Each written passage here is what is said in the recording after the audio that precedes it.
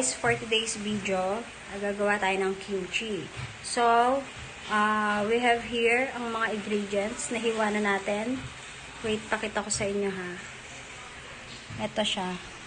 Bali, ito yung pechay bagyo na ibabad na siya sa asin. Tapos nahugasan ko na rin siya. Natiktikan na rin siya. Tapos meron tayong leek.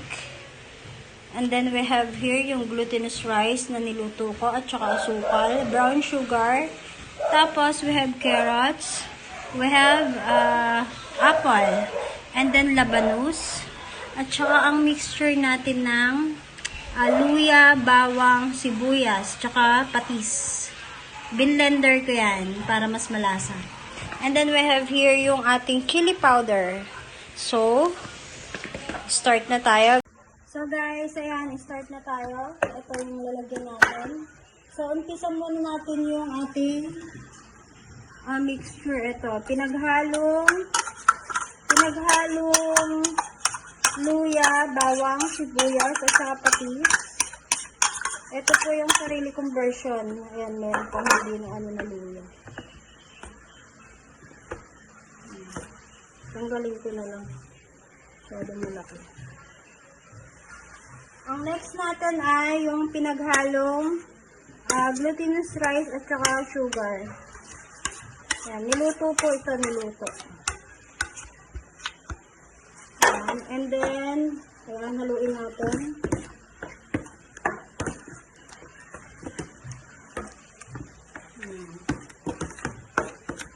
Ayan lang siya. Susunod na lang natin ang chili powder.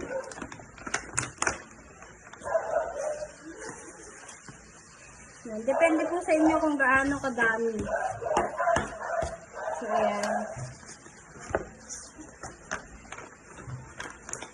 Ganyan lang siya. Ayan. Ganito lang po magawa ng kimchi. Ito, own version ko po ito. Ayan. And then, ang next po natin ay, ilalagay na natin yung ating ginayat na pechay bagyo. Konti-konti lang po muna. Titignan mo kung ayan, ganyan lang po yan. Utik-utik lang, utik-utik. Konti-konti. Hanggang sa makover lahat. Pero ano naman siya eh. Mag-mix lahat yan mamaya pag nagtubig siya.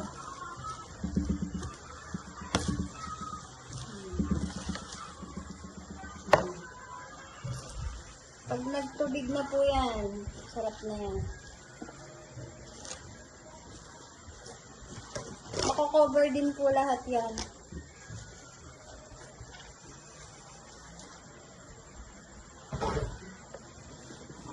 Ayan lang po. Ganyan lang siya. Malalagyan po lahat yan. Ngayon, ang tingin nyo, parang dry siya.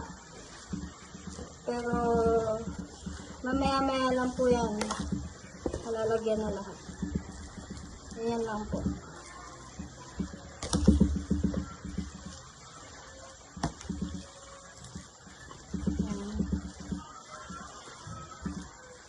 Ang next po natin ay itong apple. Ito, apple.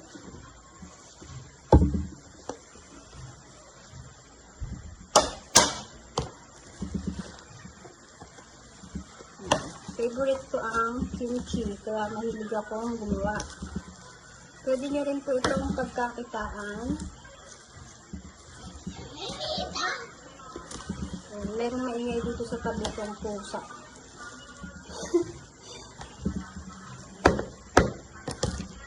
May pusa dito sa tabi ko, guys.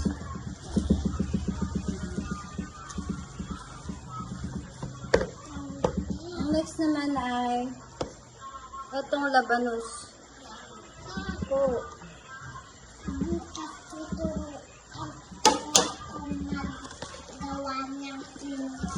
Yes naman. Ngayon po, ayan, dry siya. Pero, mamaya lang po yan, mag-mix na yan. Hahalu-haluin lang po natin. Ayoko kasi masyadong madaming nilalagay na ano. Kasi masyadong magtutubig po. Mamaya lang po yan, magtutubig na yun. Ang next naman natin is yung carrots. Carrots. Mukha lang siyang maputla. Kasi hindi siya yung mukha lang siyang maputla. Pero mamaya lang po yan. Mag-aano na po yan. Kumbaga sa matutunan, mag-aano na siya, magtutubig.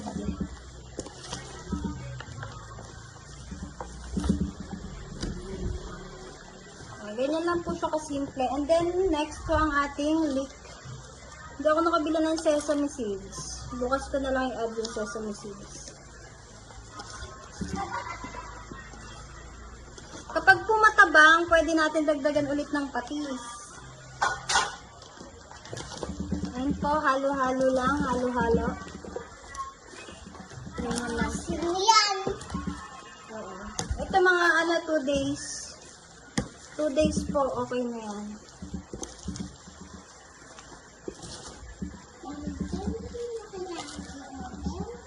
Hindi naman ito ino-oven din. So,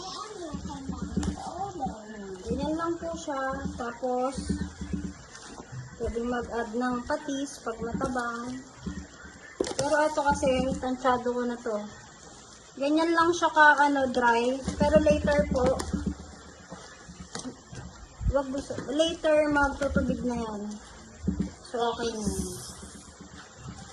Pwede na rin naman natin siyang tikman ngayon kung okay na ba. Ganyan lang po maggawa ng kimchi. So, this is my own version of kimchi.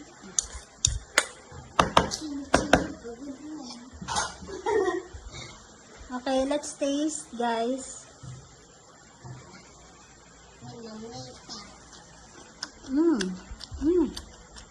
Sarap. Ano yung kamay ko? Nawawala. Ayun. Sarap po. Bye, guys. Thank you for watching. Subscribe na po kayo sa channel ko. Bye. A few moments later. Hi, guys. So, ito na po ang ating update sa kimchi ko. Nagtutubig na siya. Kanina dry siya, di po ba? So, ayan na siya ngayon. Bukas, magtutubig pa ulit yan. Diba? May buena mano na po ako. Sarap daw. Manamis-namis. Ayan. Bukas po ulit, guys, para sa ating update. Thank you. Meanwhile, 6 hours later. Hey guys, so ayan. So yun, nagtutubig yun.